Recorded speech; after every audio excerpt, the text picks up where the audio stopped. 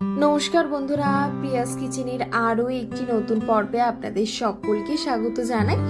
আজ আমি আপনাদের সাথে মশালা মাখানার রেসিপি শেয়ার করব, যেটা স্ন্যাক্স হিসেবে কিন্তু দারুণ একটা অপশন। আমরা তো সকলেই জানি যে মাখানা ভীষণ হেলদি, আর সন্ধ্যাবেলায় যখন স্ন্যাক্সে কি বানাবো সেটা বুঝতে না পারলে কিন্তু এটা একটা খুব ভালো অপশন, যেটা তাড়াতাড়ি হয়েও যায়, আবার শরীরের জন্যও খুব ভালো।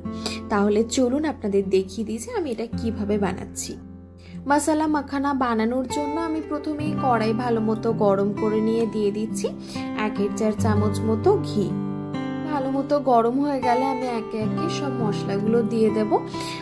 প্রত্যেকটা মশলায় আমি এখানে 1-4 চামচ করেই দিয়েছি। প্রথমেই দিয়ে দিলাম 1-4 চামচ মতো কাশ্মীরি রেড চিলি পাউডার, তারপর জিরে গুঁড়ো, আমচুর পাউডার, গোলমরিচ গুঁড়ো, একটুখানি বিট লবণ, সামান্য একটু চিনি, আর একটুখানি একদম সামান্য অল্প লবণ। তারপরে মশলাগুলো ভালো মতো নাড়াচাড়া করে এখন মশলা যাতে কাঁচা ভাবটা দূর হয়ে যায় সেটারই জন্য মশলাটা একটু নাড়াচাড়া করে নিচ্ছি।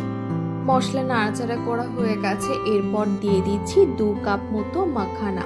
আমি এটা মেজারিং কাপ দিয়ে মাপটা করেছি, আপনারা যে কোনো কাপের 2 কাপ দিতে পারেন।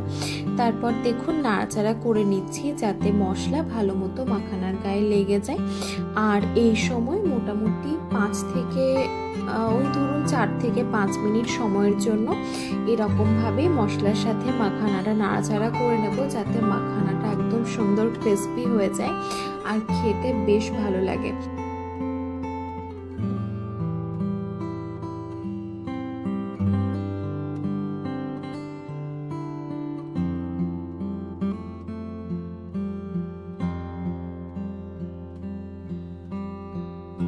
বাস এরকম ভাবে নাড়াচাড়া করতে করতে কিন্তু মশালা মাখানা সার্ভ করার জন্য একদম রেডি হয়ে যাবে, যেটা সন্ধ্যাবেলায় স্ন্যাক্স হিসেবে দারুণ একটা অপশন।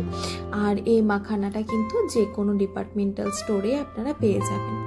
আপনারাও কিন্তু অবশ্যই একবার এইভাবে বাড়িতে বানিয়ে দেখবেন, আর কেমন লেগেছে আপনাদের সেটা কিন্তু অবশ্যই কমেন্ট বক্সে জানাবেন। ভালো লেগে থাকলে ভিডিওটা একটা লাইক আর বন্ধুদের সাথে অবশ্যই শেয়ার করে দেবেন।